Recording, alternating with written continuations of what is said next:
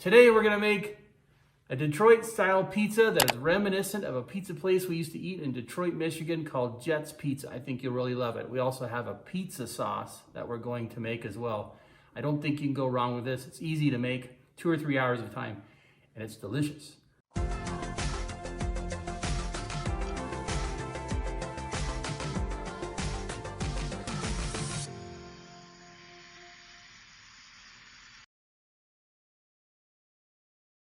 Okay, so we're gonna make some pizza sauce today, and I've already put some of the ingredients in here. You can see the San Marzano tomatoes, and we've got some red pepper flakes and some onions and some garlic in there. We're also gonna throw some salt in there and some oregano and some basil, and then a squirt of oil, just whatever, nothing too fancy there. And then we're gonna go ahead and just blend this up really, really well, and I'll show you the finished product. Okay, this has been boiling for 30 minutes. See, it looks quite nice. So I'm going to turn this down to a low simmer, and then I'm going to let this simmer for the next few hours with the lid on, stirring it occasionally. And by the time it's ready to use, it'll be really quite nice and flavorful. Again, at this point, you could taste it to see if you want to add some more red pepper flakes or some salt, but I would let it sit for a few hours before you make that decision. Okay, the next part of this is that we're going to make the dough. The dough only has, let's see, about 6 ingredients. Very easy to make. So why don't we get started? So first you're going to add your flour to your stand mixer. Not making too much of a mess. And then you're going to add your yeast. Nice little yeasties, and then we're going to add some salt. Okay, some salt, and then we're going to add some sugar. Okay, and then we're going to put on our dough hook, and then we're going to let that mix for a few minutes. The next step is that we're going to add the olive oil. Just pour that in there. Okay, nice. And then we're going to add the water. Now you're going to find out based on the dough you use, you may need to add more water. The dough mixture to get it to a nice doughy, slightly sticky consistency, but you're going to have to play that by ear. All flours absorb differently. I'm using a bread flour here, but I found based on the recipe that I will post, I always have to add more water to get it to the right consistency. So for one recipe, it calls for 3/4 cup of water, but I almost add twice that. Again, it depends on the type of flour you're using. So if you're gonna add more water, add it very slowly. Okay, you can see after a few minutes, the dough's pretty ratty still. I've added double the amount of water, meaning 1.5 cups of water, and I've actually added a little bit more than that. And I'm gonna let this sit for a bit in the mixer and let it really do its thing before I start adding more water. Just go slowly.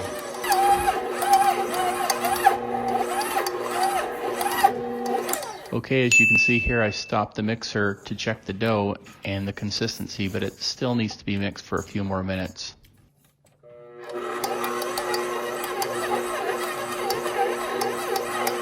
Okay, so I've mixed this for a little while. Oh, it looks nice and stretchy, and it's just slightly tacky, and that's kind of where you want it. So you're gonna drop down your mixer, pull this out, and you can see it's very, very doughy and just very slightly tacky. So I'm gonna put this out on the table, maybe actually do it here. Just kind of roll it into a nice ball so you can see it, okay? Put it out in a nice ball, and then I'm gonna put a little bit of oil in this container and put a little oil on the top of the dough, and then I'm going to cover it with plastic wrap. Okay, so after we've made the dough ball, I'm just going to kind of roll it into a nice little ball here, make it nice smooth on the surface, and then I'm going to put some oil in my pan because we're going to let this sit and rise for 2 hours. So I'm going to put some oil in there, and then I'm just going to kind of lightly cover my dough ball as well so it doesn't dry out. Okay, so I'm gonna drop that in there and get a piece of plastic wrap right up over the top of that puppy. Okay,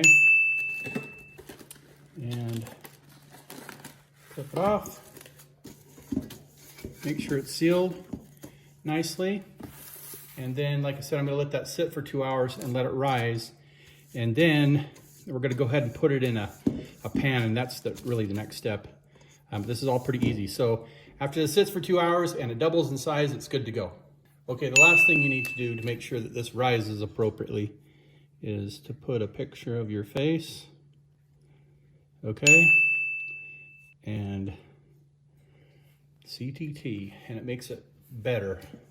It makes it happier, it makes it tastier. Okay, the next portion of this, we need to oil our pan. So I'm using some olive oil here, and you want to not heavily but generously coat the sides of the pan, so all the edges and the bottom of the pan, because you want your pizza just to fall out. This will help it to cook too. It'll make it nice and crispy. So this is after about 2 hours. Now this dough is giant because I'm making a double recipe today. So I'm gonna take off my saran wrap. You can see that my smiley face on there made it giant. So get crazy, punch down the bread, degas it, okay? Super awesome looking. Okay, so what we're gonna do next is, because I'm making two pizzas today, I'm actually going to rip this puppy in half and use half of it for one pan and the other half for another pan. So you just grab it and just pinch it, and then I'll show you the next step. Okay, so the next step is that we're gonna just take the dough. Probably the best thing to do is just to roll this up in a ball again, okay? And then press it down. Now, you don't have to roll it up a ball like that, but this dough's gonna be pretty stiff.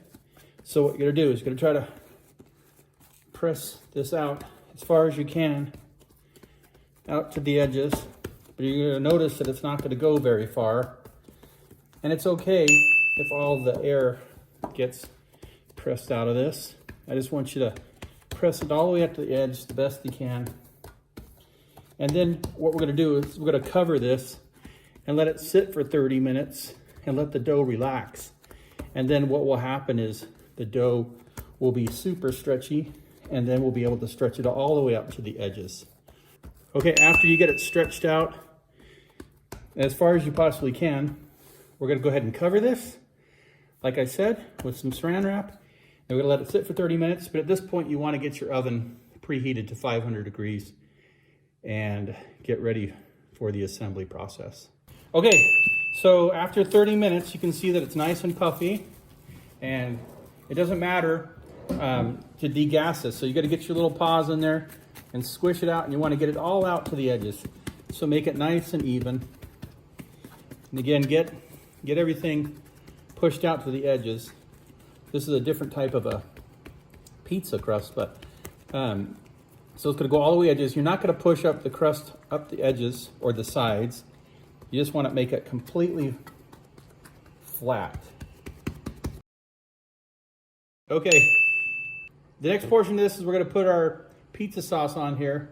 Again, you're gonna wanna make this go all the way up to the edges. Okay, put as much on there as you want to. Actually like a little extra pizza sauce on this bad boy. Sometimes the family doesn't, but it's quite delicious.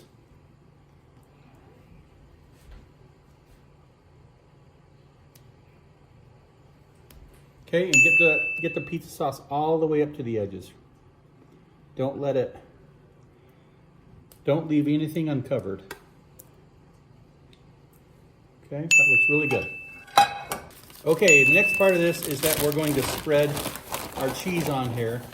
And this will probably take 2 or 3 cups, but you're gonna wanna use low moisture mozzarella cheese. And the reason you use low moisture is because it will make your pizza a little soggy.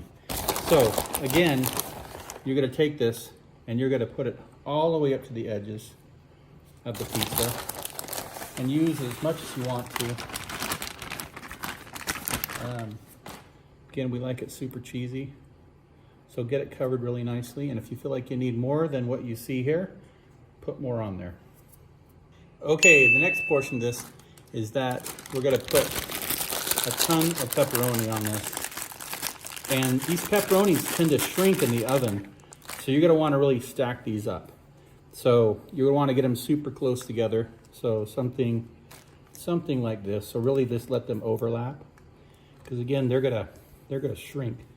So, and then you can really put anything else on this you want to. We're gonna put some sausage on the other pizza that we're making as well. But let these puppies overlap. You don't have to if you don't want to, but like I say, they tend to shrink. And so we put extra on there.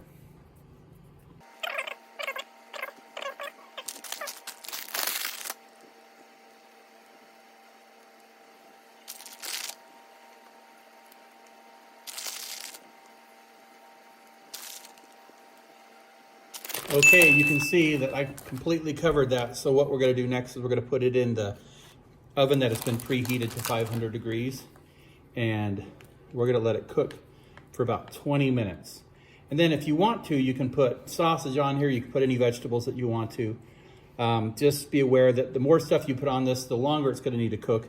But typically this cooks for about 20 minutes and actually comes out quite nicely.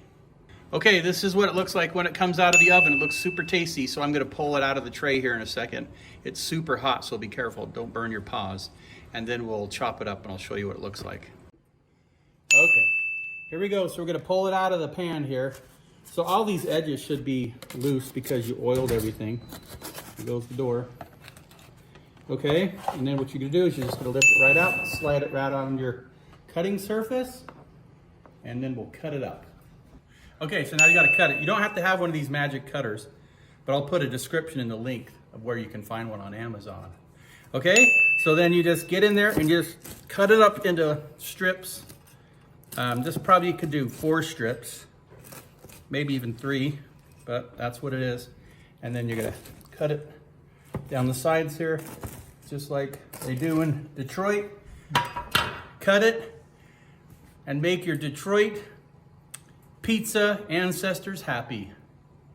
Okay, so this is our pizza. It looks quite yummy. I think you'll really enjoy it. So let's try this first piece here. I think it's amazing. You can see on the bottom it's nice and crunchy. The edges are crunchy. Nice leopard spots. Cooking at 500 degrees is amazing. And there's tons of pepperoni on there. Let's see how it tastes. Oh, that's all. It's so good. You guys will just love this. Look at those leopard spots. They're delicious. Crunchy edges, leopard spots. Can't go wrong. Look what Guinness Book of World Records gave me. They gave me an award for saying okay 36 times in this video. What an achievement.